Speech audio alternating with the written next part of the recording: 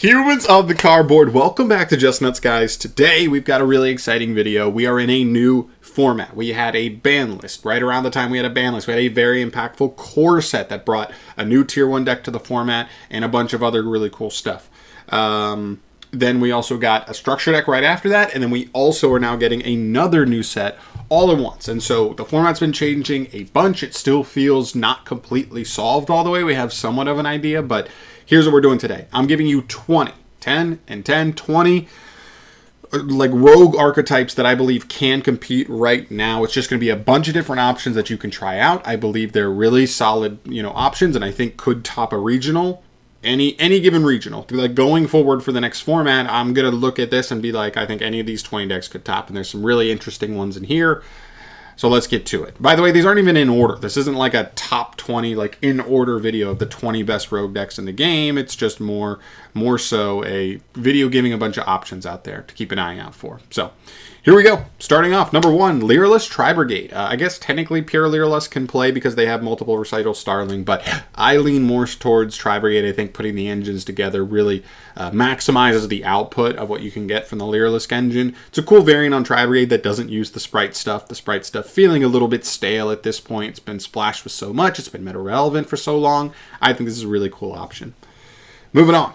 Punk. You could play pure Punk. You could splash this in with a handful of things just because. I mean, E-Telly makes this like an engine that doesn't even necessarily need its normal summon all the time, which is pretty insane. So yeah, definitely look out for Punks. They still have access of making any towers. They still have access to just getting a ton of advantage, a ton of pluses, like turn 1. And even though they don't have Chaos Ruler anymore, they do still have enough going on. They could potentially be splashed with Therions as well. Just keep an eye out for them. Next up, Dark World. Crazy combo deck. I've seen a couple of high-level players messing with this. I don't know if it's legit or if it's more like their more fun deck to play right now. Still a cool deck. Still crazy. Keep in mind it's kind of like a wombo combo deck, so if that's not your style, maybe lean away from it. But some people like that kind of thing, and I think it's potent enough at that you can kind of work around the going second issues at times with certain tech cards. Next up, Mathmex. They've kind of been out of the format because Bestials had been so present during tier format, but now Bestials are gone. So Mathmech definitely can hang around. Not even Shifters seeing a ton of play right now. So Mathmech really, I'm not saying they're amazing, but I do think they definitely can hang. They definitely can do some pretty powerful stuff. Relatively speaking, they have a room for a ton of tech slots, a ton of hand traps, a ton of going second cards if you want them. It's honestly pretty nice. So yeah, Mathmex definitely making it on here. Sky Strikers. This deck's floated around, rogue status for a while. For a while, it was partially because of Mystic Mine, but now it's a little bit on its own merits. It's cool. I think it's a playable enough deck. I think the fact that it uses spells actually works pretty well into stuff like the Kashtira board, and they definitely have some good stuff going forward. And opting second definitely gives you an edge, especially for game 1s a lot of the time in formats. So that's really nice. Fluanderees. Lo and behold, I still think this deck is playable. In fact, I think it's more interesting now than it was because it's not just set up Barrier Statue and the game. Now, like, the deck actually plays what it wants to play now and doesn't have to just, like, rely on a card like that, which is pretty cool. Yeah, they're cool. They're much more tolerable now. They still have a really powerful resource loop. Once they get that loop in rotation, you can't cut it off. You will lose in the grind. So it's a really cool deck. Yeah. Scareclaw. This deck's pretty good. I've seen this deck getting a good amount of traction. Playing it with Adventure Engine is pretty strong. All their monsters are like 1-card plays, and if you open multiple, they're just extenders at that point. It's pretty good. Definitely keep an eye out for this one, and I think this deck only gets better post Cyberstorm access, so that's a cool one.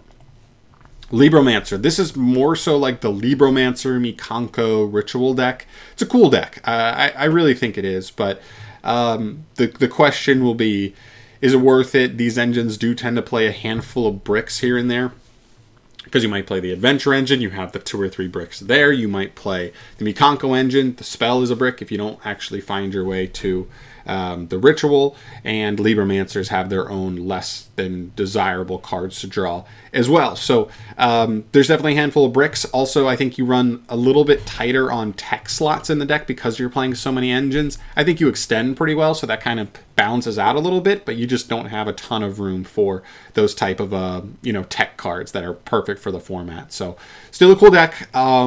Probably needs a little more solving. It just feels like one of those decks that only a few players have messed around with overall, but there's no real consensus on like the correct, quote unquote, correct way to build it. So I'd be curious what people can figure out there.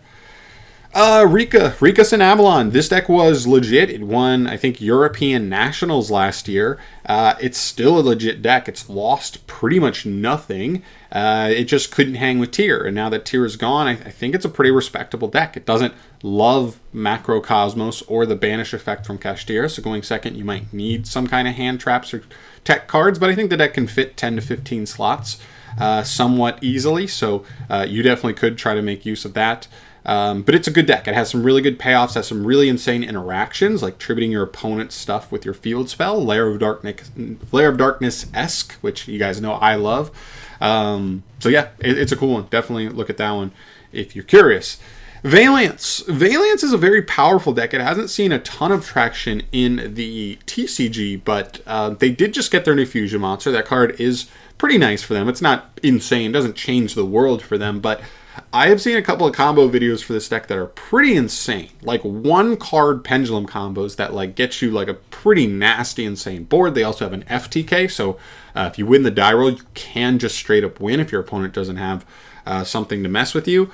And I do question how truly good they are at like extending through interruption, dealing with adversity. But I do think if they're untouched, they're kind of a little bit like Dark World. Like they're a wombo combo. If they pop off, they'll make a board that is unbreakable. Doesn't matter what board breakers you have. You might need 2 or 3 board breakers and multiple engine cards to get to like work your way through it. But still a cool deck. I like their mechanic. I question if they can like play through adversity, play through any kind of interruption. But cool. From there, Black Wings, pretty cool deck. This deck's actually been seeing a decent amount of results on in the regional section of Yu-Gi-Oh right now. It's powerful. It can make a towers. It can make like multiple heavy burn cards in the new Black Wing Dragon boss monster. It's cool, and it extends through interruption, I know, and it actually has a handful of decent consistency cards too, because they have multiple normal summons now. They can play Small World to find they're really powerful, like 1.5 card combos. It's pretty respectable, honestly. So yeah, definitely check them out. Marine Cess. I like this one. You guys know I like Marine Cess. Kind of in a similar vein to Reconstruct Avalon. It was better during Nationals format last year. Couldn't hang with Tyr. Couldn't hang with the Ishizu cards, but those are gone, and it does some pretty powerful stuff. It doesn't end on an insane board, but it is so resource efficient. You literally you end with the exact amount of cards you put into the combo in hand, and then just also the multiple interruptions. It's very, very resource efficient that way. It means it can grind, 1 card plays. It's pretty cool. Plunder Patrols. Their new ship is cool. It's also particularly cool in a couple of matchups. Stuff like putting a monster on Kashtira's board before they do their turn. So that way they cannot just summon Unicorn or Fenrir is a huge start to a turn. Huge leg up. I think combining this with the Runic engine is quite interesting. I think there's some really cool synergy there. You could also do the Adventure engine or just play like a hard-going second Kaiju build as well. I think Kaijus are quite respectable in the format as well. Very cool deck. Subterror. I know not everyone's going to be stoked about this, but I know there are players that love this style. I love this deck. I'd love to see Konami come through and actually give us like support to allow this deck to play more mid-rangey and like have actual extenders instead of just be like essentially a stun facilitator. It gets its own Omni Negate. You get to play Floodgates with it. You get to play Dragoon with it, which is probably still optimal at this point. I think actually a handful of decks in the game still can't handle Dragoon, so that's probably the best way to play it. Not for everyone. Simple play style, but effective. I think it can work. Evil Eye. Not a lot of people respect Evil Eye. I've talked about this multiple times on the channel. I think this engine is legit. Bestials and Ishizu Shufflers are not super present in the format anymore. Neither is stuff like Macrocosmos effects. Aside from the Kashtira guy, it's minimal. really that kind of stuff, because the best decks in the game aren't losing to those types of cards.